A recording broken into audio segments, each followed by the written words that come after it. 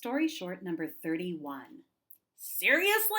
Mr. Bogart yelled, looking around the men's room. This? Again? As the assistant principal, student discipline was Mr. Bogart's job. He couldn't even decide how to punish a kid for this kind of damage. All of the toilets were stuffed with paper towels, and water was overflowing onto the floor.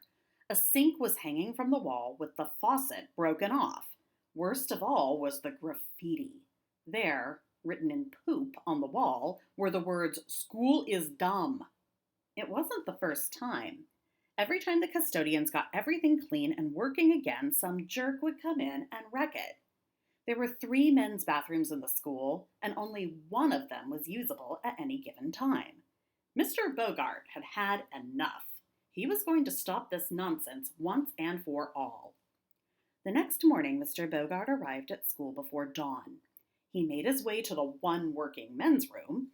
Looking behind him to be sure that no one saw him enter, he slipped quietly into the bathroom. He hid in the second stall. Squatting there with his feet on the toilet seat, he wondered if he was being a little bit crazy. No, he thought, I'd be crazy if I didn't stop this destructive madness. Taking deep breaths and meditating, he waited. By 9 o'clock in the morning, Mr. Bogart's legs were numb. His back was killing him. Still, he stayed focused.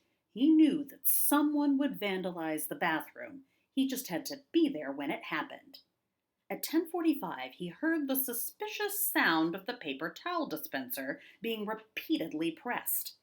The toilet in the stall next to him flushed, then made the gurgling sound of a clog. The smell of feces filled the air. He heard a devious laugh. It was happening! Mr. Bogart leapt down from the toilet and flung open the stall door. Sloshing his way towards the perpetrator, he gasped in shock. There, with a steaming handful of evidence, stood the school's principal, Dr. Bob Dale. "I've caught you brown-handed," Mr. Bogart exclaimed.